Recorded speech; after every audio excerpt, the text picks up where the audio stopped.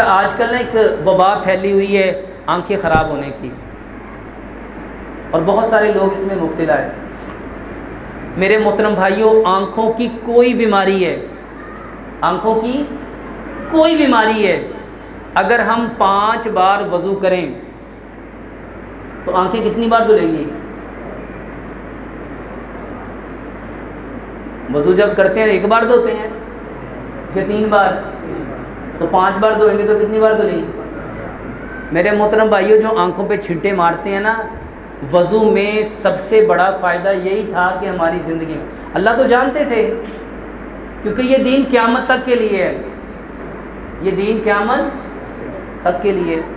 फजर में छींटे मारे, वज़ू किया, ज़ोहर में किया, असर में किया, मगरिब में किया, इशा में किया।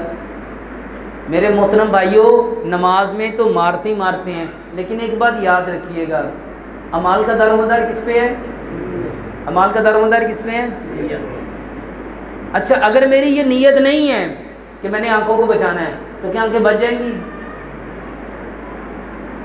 वो एक वाक़या बड़े लोग सुनाते हैं कि नबी सल्लल्लाहु अलैहि वसल्लम एक घर में गए, वहाँ रोशनदान था, और नबी सल्लल्लाहु अलैहि वसल्लम ने पूछा ये क्यों रखा है? तो उन्होंने क्या कहा था, ये हदीस नहीं है लेकिन बात बहुत अच्छी है समझाने के लिए। ये क्यों रखा है? उन्होंने कहा रोशनी और हवा के लिए। तो नबी सल्लल्लाहु अलैहि वसल्लम ने फरमाया, अगर तुम इस नीयत से रखते कि मौज़न अजान देगा और इसमें से अजान की आवाज़ आएगी, तो तुम्हें इसका क्या मिलना था? अजर। रोशनी और हवा ने तो आना ही आना था।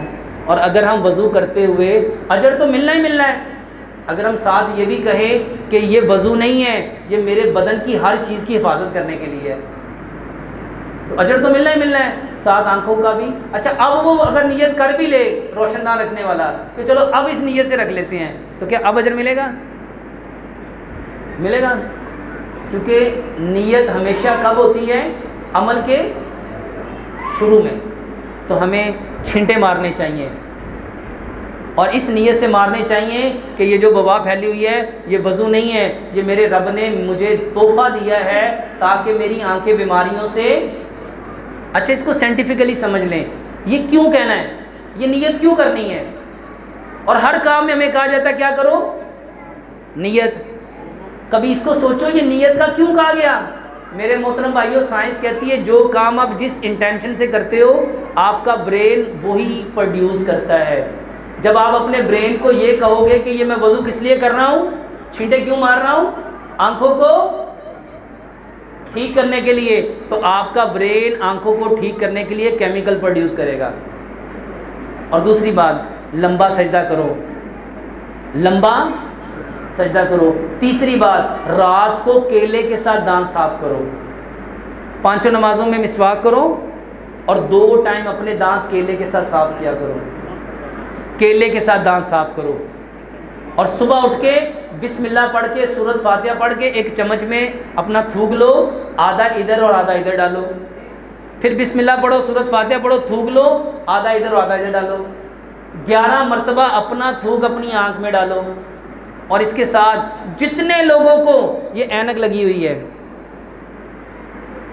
वल्लाह मेरे कहने पे एक बार 90 दिन ये अमल करके देखो, आपकी ऐनकें उतर जाएंगी।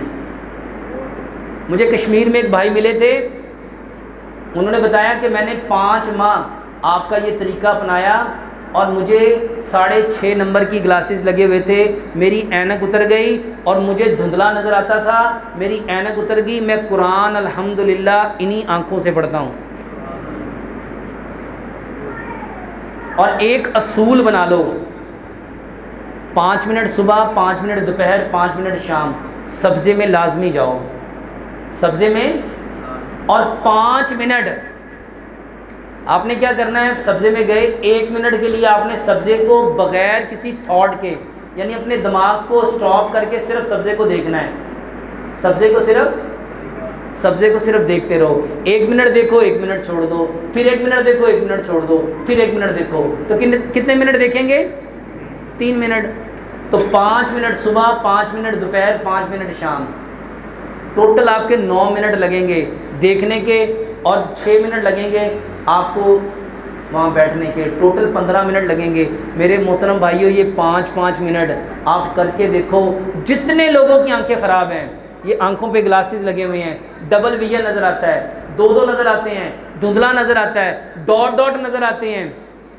लंबा सजदा करो, केले के साथ दांत साफ करो, सुबह उठ के कुली किए बिना। ये जो थूक है ना, वल्लाह ये दवाई है, ये दवाई है। इसको अपनी आंखों में डाल के देखो। कभी ज़ख़म हो जाए, ये तदरी चंबल हो जाता है ना, वल्लाह ज़रा अपनी तदरी चंबल पे अपना थूक लगा के देखो। ये छुरी लग जाए, कट लग जाए, कोई दाना निकल आए, बिस्मिल्लाह पढ़ के सूरत फातिहा पढ़ के अपना थूक लगाओ। वो एक हदीस भी है ना जिसमें नबी सल्लल्लाहु अलैहि वसल्लम दुआ भी पढ़ते थे, वो तुरबतु हाजिना, इस तरह की दुआ भी या मिट्टी लगा के और नबी सल्लल्लाहु अलैहि वसल्लम पढ़ा करते थे। मेरे मोहतरम भाइयों, ये थूक में बड़े फ़ायदे हैं।